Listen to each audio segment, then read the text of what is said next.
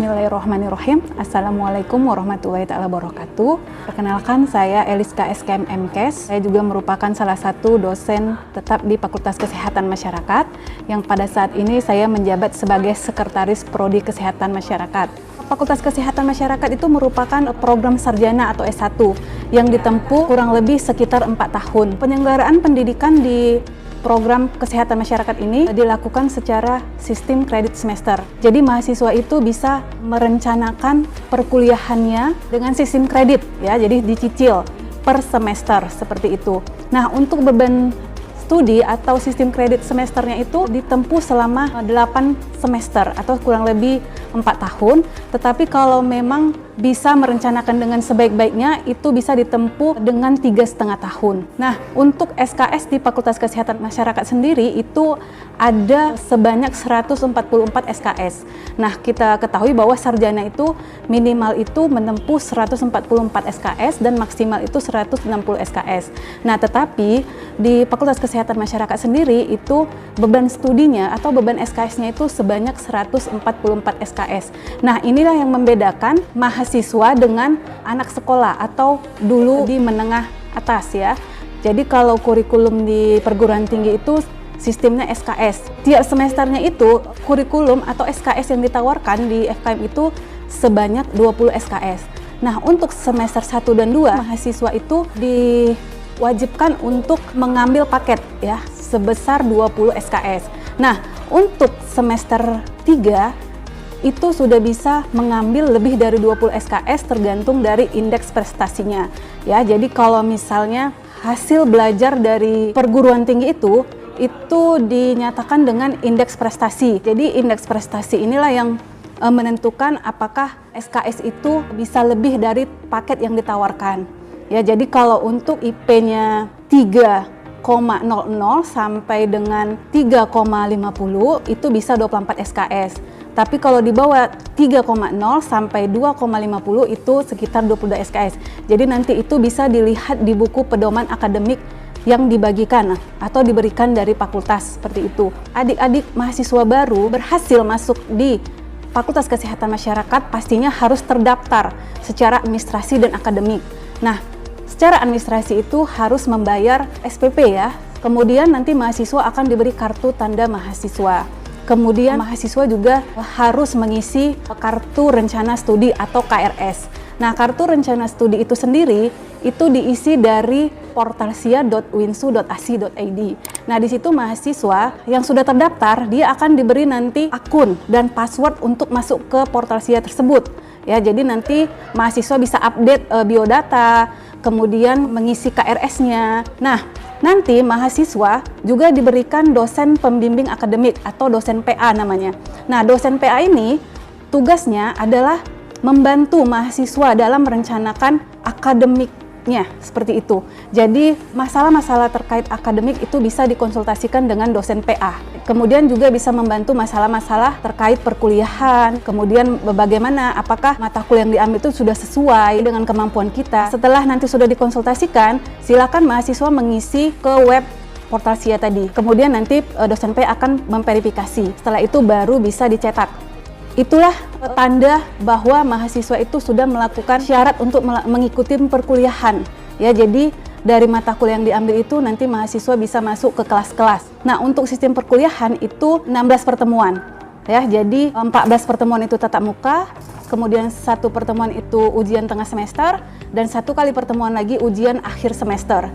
Nah, hasil belajar dari perkuliahan tersebut itu dinyatakan dengan indeks prestasi tadi yang saya bilang. Nah, indeks prestasi tadi yang paling tinggi itu adalah 4 ya, 4. Setelah tahu indeks prestasinya, itu nanti bisa dicetak dari web Portalsia tadi. Selanjutnya, mahasiswa di semester 5 itu wajib memilih peminatan. Nah, peminatan di Fakultas Kesehatan Masyarakat itu ada 7 peminatan.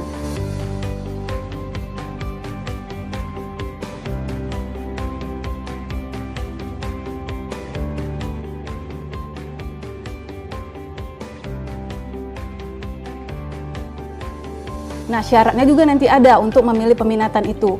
Ya, minimal sudah menempuh 79 SKS, kemudian prasyarat untuk mata kuliah peminatan itu minimal C. Dan kelas dibuka apabila mahasiswa yang mengambil peminatan tersebut lebih kurangnya 15 orang. Untuk syarat menjadi sarjana itu harus lulus atau sudah diambil semua mata kuliah yang ditawarkan, yaitu 144 SKS tadi. Kemudian tidak ada nilai E, kemudian harus lulus ujian komprehensif, kemudian harus lulus TOEFL 450, kemudian harus lulus tahsin dan JUS 30. Yaitulah yang membedakan mahasiswa kesehatan masyarakat UINSU dengan mahasiswa kesehatan masyarakat yang lainnya lah. Itulah yang bisa saya sampaikan. Kurang lebihnya nanti bisa dibaca baik-baik secara rinci di buku pedoman akademik.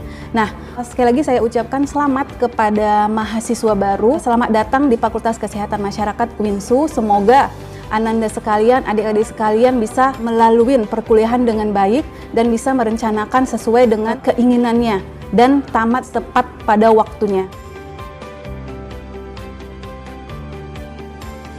Perkenalkan, nama saya Fitriani Pramita Gurning, selaku Kepala Laboratorium Fakultas Kesehatan Masyarakat UIN Sumatera Utara.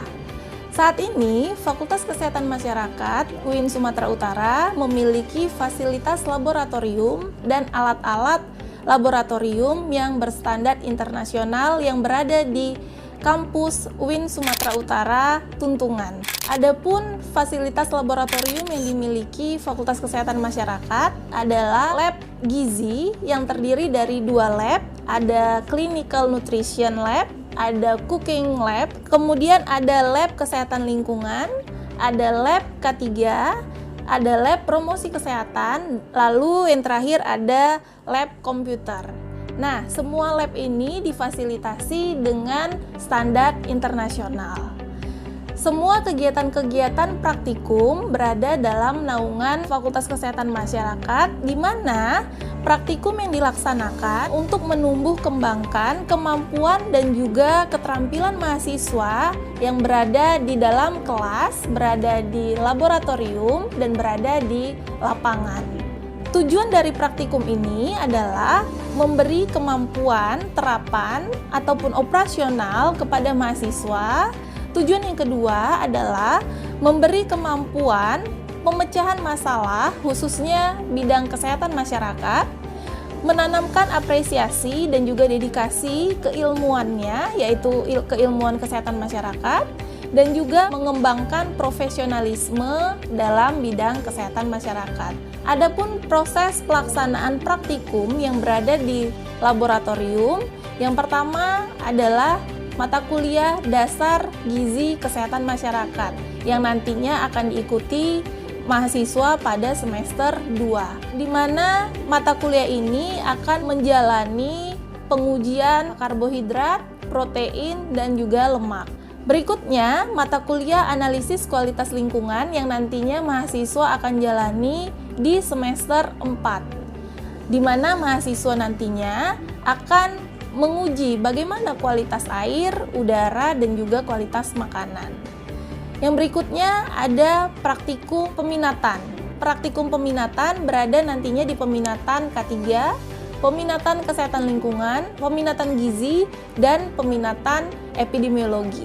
Berikutnya ada lagi aktivitas praktikum yang berada di langsung terjun mahasiswa ke lapangan, yaitu kegiatan PBL, pengalaman belajar lapangan, di mana bobot dari mata kuliah tersebut adalah 6 SKS. Mahasiswa langsung turun ke lapangan, berinteraksi, melakukan pemberdayaan terhadap masyarakat dalam pemecahan masalah kesehatan masyarakat. Nah, dalam kegiatan PBL ini, seluruh peminatan yang ada di Fakultas Kesehatan Masyarakat bergabung dalam rangka untuk pemecahan masalah kesehatan.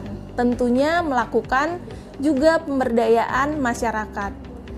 Lalu kegiatan praktikum di lapangan berikutnya adalah LKP, latihan kerja peminatan, dengan bobot 3 SKS, di mana mahasiswa akan membentuk sebuah kelompok yang terdiri dari peminatan-peminatannya saja. Nah, tujuannya apa LKP ini? Yaitu untuk menambah kompetensi dari peminatan yang sudah dipilihnya, yang akan ditempatkan pada instansi-instansi atau perusahaan-perusahaan yang berhubungan dengan peminatannya. Nah, itu untuk praktikum yang akan dilakukan di lapangan.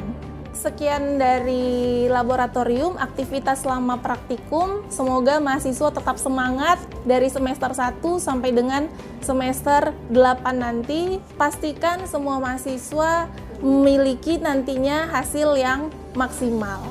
Hasil yang maksimal akan didapatkan dengan usaha yang juga maksimal. Demikian dari saya selaku Kepala Laboratorium Fakultas Kesehatan Masyarakat UINSU. Wassalamualaikum warahmatullahi wabarakatuh.